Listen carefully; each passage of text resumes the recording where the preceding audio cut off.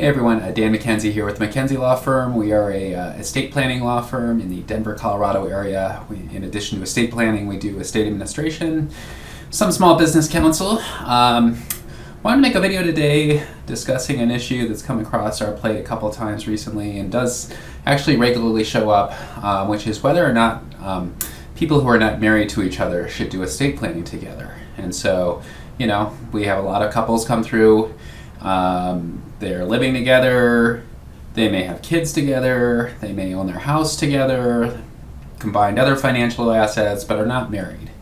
And the question is, should they actually plan together, or are they two separate people? So on one hand, really even married couples, they're two separate people too.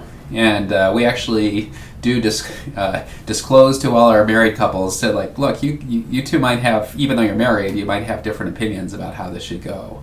And so, in an ideal world, actually everybody would have their own attorney, even married couples would actually have two separate attorneys, but no one really does that. I mean, most married couples do want to do their planning together and don't really want to pay for two attorneys. So that is pretty unusual, frankly. It does happen, but not too common.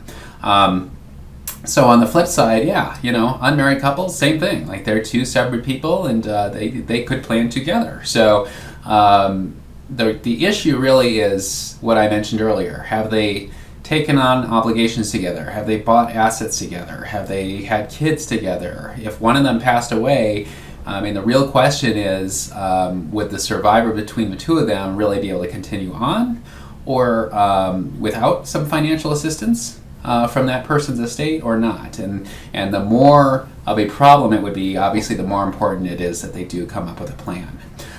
In a lot of ways, I know there's a lot of people out there who feel like marriage is kind of an antiquated thing that really doesn't have applicability to today's society like it used to, like back in the day when women couldn't get credit cards without the signature of their husbands and stuff like that.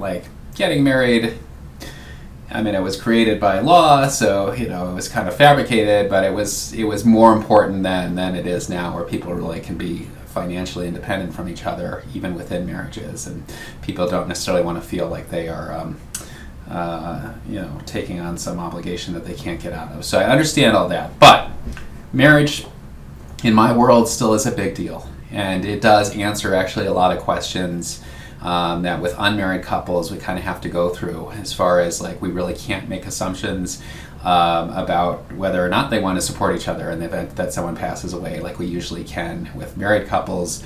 And just the bigger issue is that there's a lot of law out there, statutory and case law, where there are some default answers in place about what happens when one spouse passes away. And the surviving spouse is entitled to receive money from their deceased spouse's estate unless they waive that right in writing. So that's called the spousal election, right? So if I leave a will and it says, I'm not leaving anything to my wife, I want everything to go to my kids. Let's say I have kids, we got married when we were in our 60s, we have kids from separate relationships, we both came in and kind of kept our stuff separate. We always intended, my stuff will ultimately go to my kids, your stuff will go to your kids. That's got to be in writing.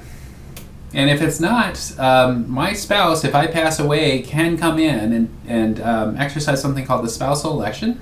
And what that is it's based on the length of the marriage. So in Colorado, it's 5% per year of marriage, up to 10 years. So depending on how long you've been married, that determines how much you can elect to receive from your spouse's estate, even if they cut you out. So you can step in, you can say, I'm setting that will aside that didn't include me, I'm taking my spousal election from this, it's more complicated than I'm making it sound, frankly, but because we go to assets that are typically passed through non-probate, just to make sure people aren't circumventing this.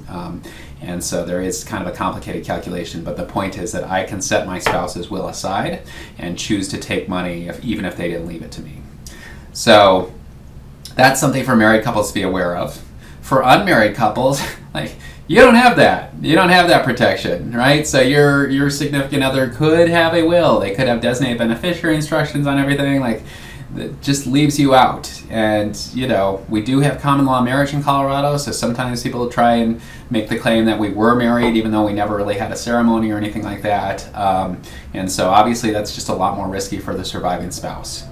The other problem is actually kind of on the other side of things, which is if you do your estate plan together and then break up, kind of separate things out. So if I do an estate plan and I've got my longtime girlfriend and I kind of treat her just like I would a spouse in my estate plan. I put her in charge of everything.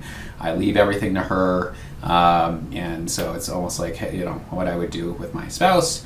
There is a statute in Colorado that says, look, if you have that kind of plan and then you get divorced, we're going to assume if you didn't change the plan, like you didn't really mean to leave that person in there, you just never got around to changing the plan. So we're going to treat them like they predeceased you, as though they passed away before you did. And we're going to go to the next people on the list, actually. So if you weren't married, and you can't get divorced. So, you know, we have this happened recently. We were helping someone through a probate process, and turned out that there was a will got found and did leave stuff to somebody who, you know, we think was an ex, but there was no divorce because they were never married. And so leaving stuff to somebody to whom you are not married, like, you can do that. And like I said, maybe you should, especially if you're taking on pretty substantial obligations or assets together.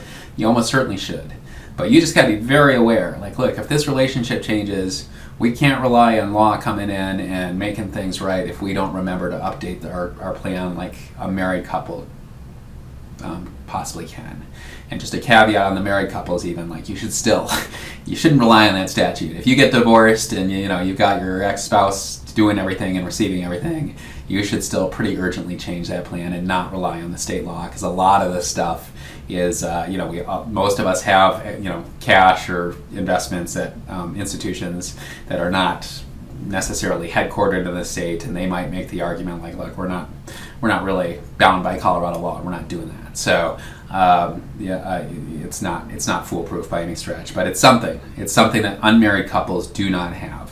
So yes, if you're in a situation again with an unmarried partner and you guys have kind of taken on a lot of stuff, and the survivor between the two of you would really need some assistance and really need some clarity, like, you really should it's very important that you write it down, and make sure you keep that document up to date and in line with how your relationship bears out. So if we can be of help on any of this, we are happy to do so. Again, we're the McKenzie Law Firm. We're in Denver.